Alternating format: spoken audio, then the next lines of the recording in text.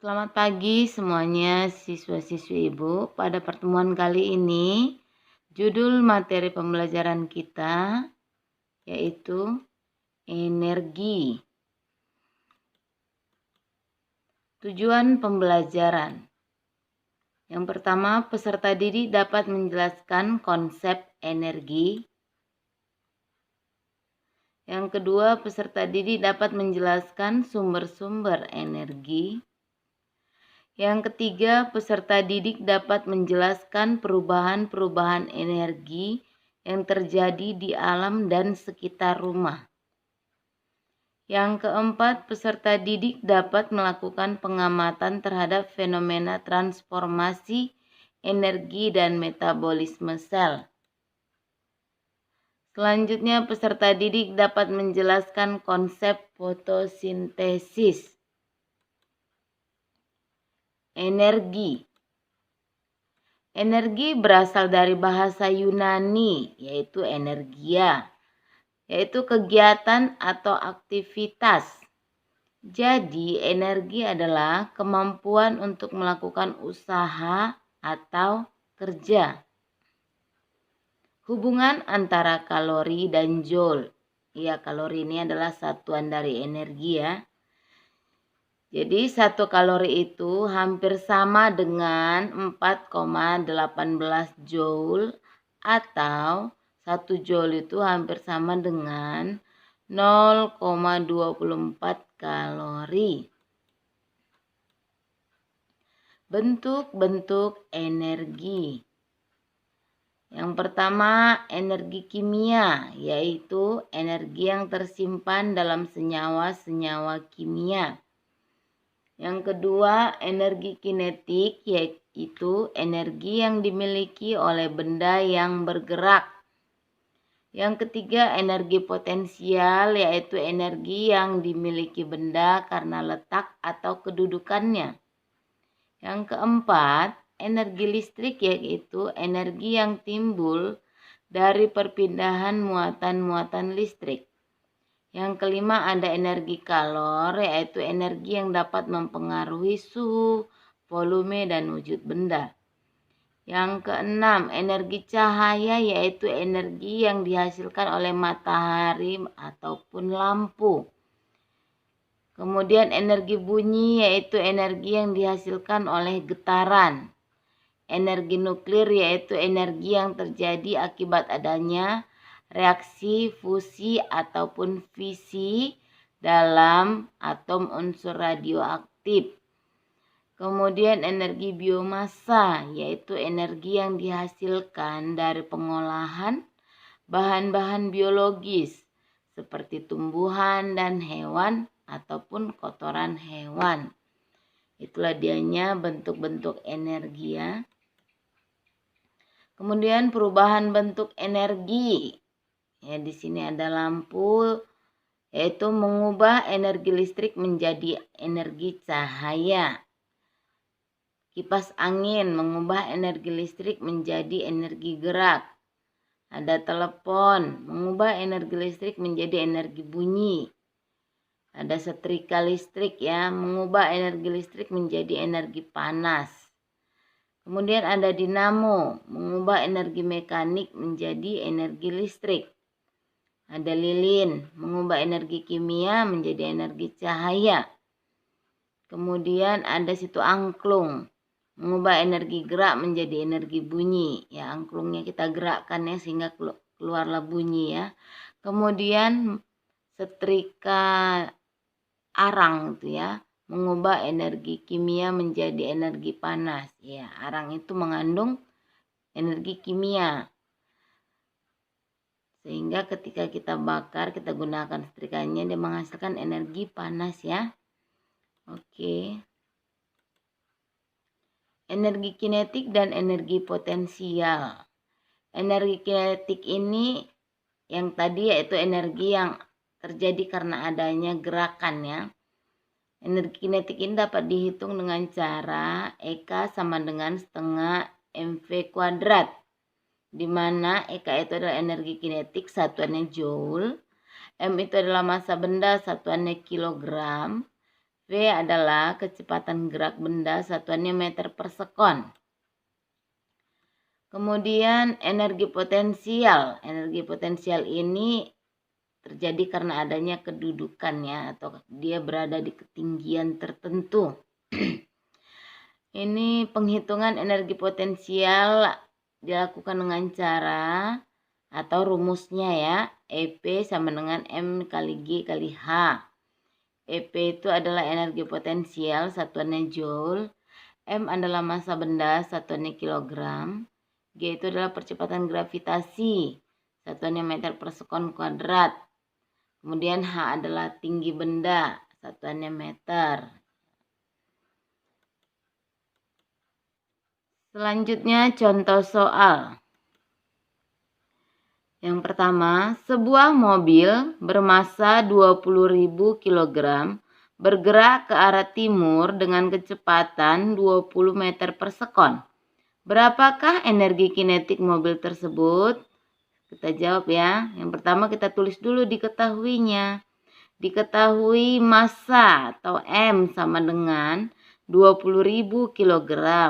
Kemudian kecepatan atau V 20 meter per sekon. Ditanya EK atau energi kinetik.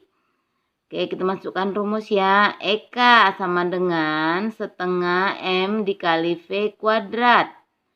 EK sama dengan setengah dikali massanya tadi 20.000 dikali 20 kuadrat. Ya, 20 kuadrat itu 20 kali 20 ya.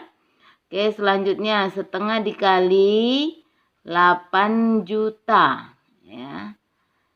Kemudian EK-nya sama dengan 4 juta joule atau kita rubah ke kilojoule ya. Berarti dibagi 1000 ya. Oke. Maka EK-nya sama dengan 4000 kilojoule. Ya, itulah dia jawabannya ya. Itulah langkah-langkah menjawab soal energi kinetik. Kemudian nomor 2. Sebuah kelapa yang masih menggantung di pohon bermassa 2,5 kg. Jika pohon kelapa memiliki ketinggian 9 meter, berapa energi potensial buah kelapa tersebut jika diketahui gaya gravitasi atau G sama dengan 10 meter per sekon kuadrat. Oke, kita tulis dulu diketahuinya. Diketahui M atau massanya 2,5 kg. Ketinggian atau H itu 9 meter. Kemudian percepatan gravitasi atau G itu 10 meter per sekon kuadrat. Oke, kita masukkan rumus ya. EP sama dengan M dikali G dikali H. Oke. Kemudian kita masukkan angkanya. EP sama dengan 2,5 kg dikali 10 meter per sekon kuadrat dikali 9 meter. Maka hasilnya EP sama dengan 225 joule. Ya. Oke, jadi energi potensial pada kelapa tersebut adalah sebesar 225 joule ya. Oke. Kemudian sumber-sumber energi. Sumber energi yang tidak dapat diperbaharui yaitu sumber energi dengan persediaan terbatas di alam dan suatu saat akan habis. Contohnya bahan bakar minyak atau BBM, batu bara, dan gas alam. Kemudian yang kedua, sumber energi yang dapat diperbaharui, yaitu sumber energi dengan jumlah tidak terbatas di alam, jadi tidak pernah habis ya. Contohnya angin, matahari, dan air. Hukum kekekalan energi. Isi hukumnya itu adalah energi tidak dapat diciptakan dan tidak dapat dimusnahkan, namun dapat berubah dari satu bentuk ke bentuk yang lain. Hukum kekekalan energi berlaku pada energi mekanik. Ya, rumusnya energi mekanik sama dengan energi kinetik ditambah energi potensial, atau EM sama dengan EK ditambah EP, di mana EM itu adalah energi mekanik, satuannya joule, EK adalah energi kinetik, satuannya juga joule, dan EP adalah energi potensial, satuannya juga sama ya, joule. Oke, transformasi energi pada makhluk hidup. Makhluk hidup melakukan transformasi energi melalui proses metabolisme yang berlangsung dalam sel tubuh. Metabolisme dapat dibedakan menjadi anabolisme dan katabolisme. Anabolisme yaitu proses penyusunan molekul kompleks dari materi yang lebih sederhana, misalnya fotosintesis. Sedangkan katabolisme yaitu proses pembongkaran molekul yang relatif besar menjadi lebih kecil. Ya, berarti dia kebalikan dari anabolisme ya. Misalnya pencernaan makanan dan respirasi.